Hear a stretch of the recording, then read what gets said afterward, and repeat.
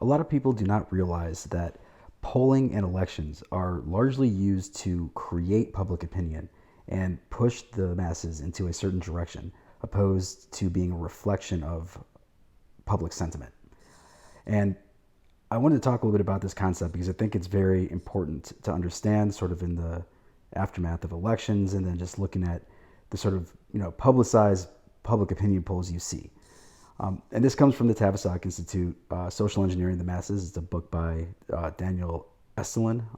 Pretty good read, and I'll talk a little bit about what the Tavistock Institute is. But before I jump into it, please follow me at Rumble, Twitter, Odyssey, anywhere else. I've been getting, some prohibitions on posting here on YouTube. So if you like this content, then follow me at those places, which I'll link to in the description, and you'll see updates. Okay, so I'll jump into this. First of all, the Tavistock Institute, if you don't know, it is basically a think tank and sort of a central think tank for the purpose of manipulating the masses for this globalist agenda. And there's a lot behind that I could go into, but it's not really the point of this video. I just want to highlight who they are. And in this book, they talk about how the Tavistock Institute uses public opinion polling and elections.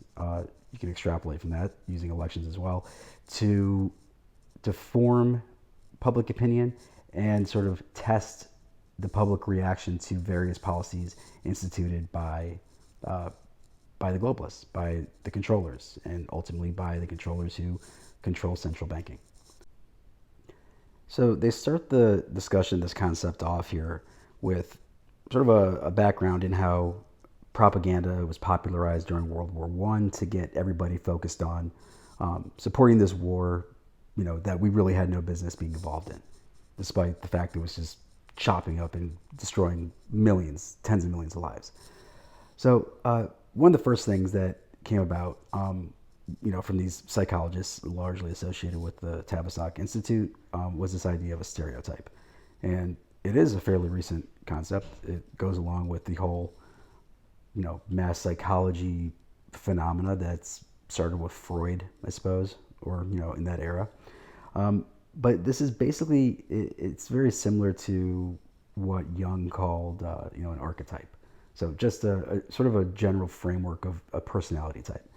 And they say here, the idea is not to make the target think too clearly or too profoundly about the images received, but instead to react in a Pavlovian manner.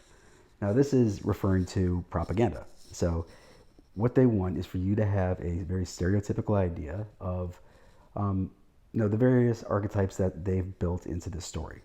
So let's say the Tavistock Institute and their various affiliated think tanks and media organizations want you to believe a certain narrative. For instance, Putin's terrible. He invaded Ukraine because he's a power-hungry madman. He has to be stopped. You have the archetypes of Putin and Russia as these Hitlerian-type monsters, and the Ukrainians as these poor, heroic defenders like the rebels in Star Wars or something. So that's what they want you to have in your mind. Likewise, in the U.S., they have your Antifa sort of stereotype, and they have your QAnon stereotype, which they want you to believe in.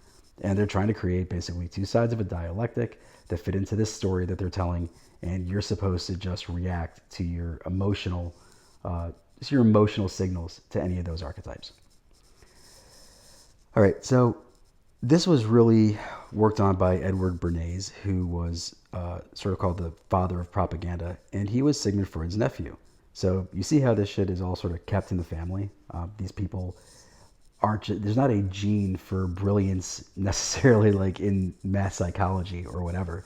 These families are involved in this shit, and they pass down, positions of influence, as you're probably well aware. And also they, sort of talk about the same things, and they sort of have a name, a brand that goes along with it. So they talk here about, where are we?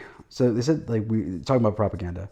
Edward Bernays said, we are governed, our minds are molded, our tastes formed, our ideas suggested largely by men we have never heard of. So that's something that people typically look at as, you're a crazy conspiracy theorist. Maybe not so much anymore, but they want you to think that that's an absurd idea, because he's speaking to, his clients, the globalists, controllers, who are making the propaganda.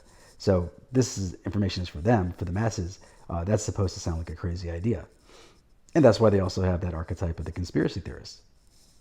See if it fits right in. And he talks about, how in World War One they wanted to make the world safe for democracy, which is, saving our democracy. It's a favorite in Western propaganda, and it has been for a very, very long time. And it was also used in the War on Terror, not just in Ukraine, but why were we setting up these parliamentary democracies all over the Middle East? They didn't ask for it. It was part of the story. We're saying, we're going to help the Iraqis vote. We're going to help the Afghanis vote. Did they care? No. It was for us. That message, that was for domestic messaging. So they go on here to talk about how well this worked in World War One, and how these associated psychologists associated with the Tavistock Institute, realized that what they're saying, the inconsequential opinion of the masses, were created by skilled manipulators, and they would assume the position of scientific fact. And this was even better put to use with the advent of television and then the internet and social media, obviously. But what they're saying is this worked so well during World War One and subsequent years and subsequent wars that they realized that they can create a public opinion through propaganda, and that public opinion that they promote and put in front of everybody's face over and over and over again is accepted as reality, even if it may not be. And this is, these people are largely occultic in their beliefs. So this very much goes along with sort of the Hermetic principle of mentalism, which is that basically everything is mental and you can think and speak reality into existence. So this is where they really start going into the idea of polling and how polls are used to create this public opinion as an essential part of propaganda. And this is where you need to think about when you see, public opinion polls out there, it's like what anybody thinks on a given issue. This is meant to manipulate you. It's not necessarily even taking the public temperature. It might be there. It might be completely fabricated. You have no idea. Have you dug into the methodology? But even if there is some sort of explainable, plausible deniability in the methodology they used, it does not mean that it's not completely there to form your opinion. They picked and chose what they wanted to put in front of you. So they say here that most of the polls by any of these media giants that everybody sees all the time, and they're still relevant because those are supposedly credible names, even though nobody watches these stations or whatever. You still see it next to a post on social media where you get your news. And it lends it credibility, supposedly, at least in the mind of the public. But they say, they can create these things in 24 hours, which is, supposedly scientific, which is ridiculous. But most of this is actually coordinated through something called the National Opinion Research Center, where, as much as it will amaze most people, they say, a psychological profile was developed for every nation on Earth. So the idea there is that they have an idea of what sort of things to poll people on, what to put in front of them, what to make them think their neighbors and countrymen think about on various issues, based off of their profile of every culture, basically. So then they go into this discussion of how ridiculous some of this polling is, and how any scientific discovery would be polled at basically not fact if scientific fact is public opinion. And they give an example here of, Kepler's model of the solar system. And back in the day when he came up with this theory, if they carried out some scientifically conducted survey, the results would have probably been regarding does the Earth revolve around the sun. 2% for agree with it, 48% against, and 50% have absolutely no opinion because they've never fucking thought about it. So the fact that the public would end up believing is truth would be that, no, that's ridiculous. Of course it doesn't, the Earth doesn't go around the sun. Only 2% of people believe that. So it's an example. Okay. And then they go on to talk about how important it is that, and these are quotes from psychologists that work with the Tavistock Institute and some of their affiliate think tanks. So this is sort of from the horse's mouth. And they talk about how important it is for people to act in consensus, as part of a consensus with other people. Like they don't want to stand out. Like to the point where they say it actually gives them meaning in their lives. It gives people meaning in their lives to be on the right side according to just these fucking public opinion polls and ultimately, election results. Like, oh, I'm so righteous because I was on the right side of a landslide. And just remember, extrapolate from this what you will, but these polls could be completely fabricated. You wouldn't know. You don't know how they made them. But the fact that it gives meaning to people's lives, and it truly does. Like, just think about some of the more just trendy, politically obsessed people that or you see like on Twitter or whatever. Like they really do get meaning in their lives out of agreeing with a bunch of other people about some crazy shit. And that's in the absence of having any other kind of meaning in their lives. Like they don't have any kind of divine meaning. These people are largely atheists. And, this is, I think, a large part of why, the people who run this country, the government, the educational system has spent so much time and effort degrading and demoralizing our culture.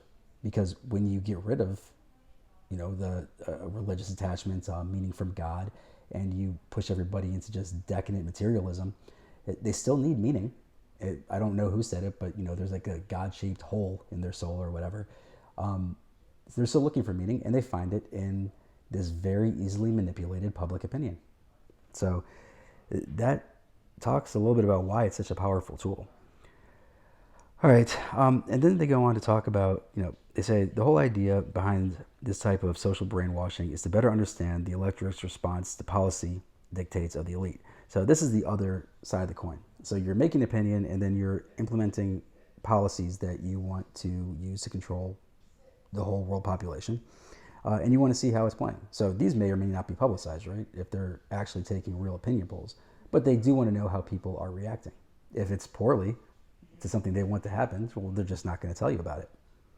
So they say, and this is another quote from one of these people, if you want people to believe something, then all you have to do is get a poll taken that says that it is so and get it publicized, preferably on television, or on social media.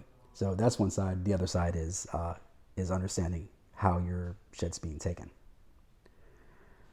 All right. And then a big part of making this propaganda work is basically keeping the argument very dumb. And you see that in politics everywhere. What they want, and this is again another conversation about the whole Hegelian dialectic thing, which is basically having two sides of an argument. You decide what the extremes are. What you want is somewhere in the middle. So, but to do that, like you have to get around people's critical thinking, because you may be talking about some really dumb shit. And since I'm going to post this on YouTube, I'm not going to say what all those dumb things are, but you can imagine. So they basically reduce politics to stupid fucking slogans, and slogans and hashtags, and they get you to just argue over these very, very dumb just parodies of an opinion about something that you may not even really be concerned about. And one of the interesting things I just thought they had in here was, they had America, arguing over the Iraq War, very little of that discussion was about, is Saddam really a bad person that needs to be taken out? That was almost taken as a given. And they say here, from the perspective of Iraq's population, the U.S., we were the bad guys because we were invading and destroying their society. And I will tell you, when I was in Iraq, that was not an uncommon sentiment that I heard even from Shia people who were presumably the ones most oppressed by Saddam. It was very common for them to say, you guys really fucked this shit up. Like, it'd be better if you just left. It was so much better under Saddam. Like, I wish you never came here. And these are presumably the people we were there to save, liberate, or whatever. So anyways, one of the things that really brought all this shit together and made it work is was television. So propaganda was much less effective. Let's say in the late 1800s or early 20th century, for a couple of reasons. I mean, one, people had meaning and moral clarity from their religion, from their community, and also they just didn't have propaganda pushed in their face 24/7. Like they were out talking to people, doing shit, like actually interacting with the world. They weren't just getting shit pushed in their face to believe in some crazy narrative. And that's really what it comes down to. And this is why these people, when you see all these tech companies with like these occult logos and shit, and a lot of tech people involved in these weird cults, it's because they really do see technology as magic. Because they define magic as, I mean, you're probably aware of that if you're watching this, but they define magic as basically just manipulating nature, just being able to manipulate creation. So they think that it is truly magic to be able to manipulate the masses through TV and through social media and whatever. And that really tells you why it's such a huge imperative that so-called misinformation and disinformation is completely controlled and restricted, because this is an extremely powerful tool if you want to work your magic over the masses. And you can't have any kind of deviation from the narrative you're trying to get people to believe. Social media is much more powerful than television was because people are addicted to it. They're sitting there looking at it on their phone all the time. They're interacting with it. But the problem is that, since they're interacting with it, although it makes it more addictive, you get other opinions and other lenses to see reality through.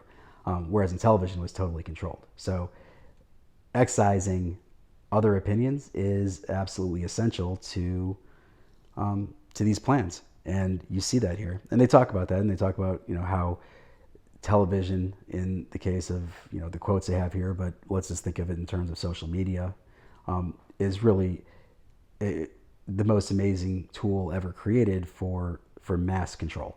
Because what it does is, in their words, and I'll quote whoever this was, they say, the more a person watches television, the less he understands. The more he accepts, the more he becomes disassociated from his own thought processes. Television is much more magical than any other consumer product because it makes things normal. It packages and homogenizes fragmentary aspects of reality. It constructs an acceptable reality, the myth, out of largely unacceptable ingredients. So it basically tells you a story, and it makes you believe this story, even though, and go along with it, even though, the things going on around you may be completely unacceptable to you, if that story didn't exist. If you took them independently and sort of understood and built your own narrative, you wouldn't buy it and you would fight back. So that's what propaganda is. And the part that I thought was really interesting here is, how polls, and again, extrapolate from polls to voting, and how useful that is for forming just the whole mass psychology, the way what people think about, what they argue about, what side of it they get on. You can create the argument, you can create the dialectic you need just by putting all these polls out there. It's like if you put something out, and here's an example, and I won't drag this on too much longer, but let's say in Montana in 2022, which is where I'm doing this right now, they had they voted on an issue about should doctors have to provide life-saving care to an infant that's born alive? And presumably 54% of people in Montana voted no, they shouldn't have to keep a baby alive that was born alive, which is insane. So take what you will from that. You now have people arguing about should we have to keep children alive? Should doctors have to treat children? That was never an argument before. That shouldn't be an argument. That's a given. But now you have, let's call it a poll right there, that has moved the argument and therefore the dialectic of like, yes, you have to keep children alive versus no, whatever reason. That's where you move the argument. And that's how they use it. So consider that, and consider just thinking about what issues really do matter, and start bringing those to light, in your interactions with other people, because the issues that matter are not necessarily the issues that they're telling you people are arguing about. In fact, they want to control what people are arguing about as much as humanly possible, which is why I highlight stuff like this, because this is what they want you to not be talking about. Okay, again, if you like this content, follow me on Rumble and Twitter, and I'm also on Odyssey. I put myself up there. I've been getting strikes and, restricted from posting here. So it's, this is going to be short for the world, this channel. So follow me elsewhere. And then on Twitter also, I'll give you any other updates, or I don't know, maybe there'll be interesting things I say. I think my things are interesting. And also, please like, share, and thanks for watching.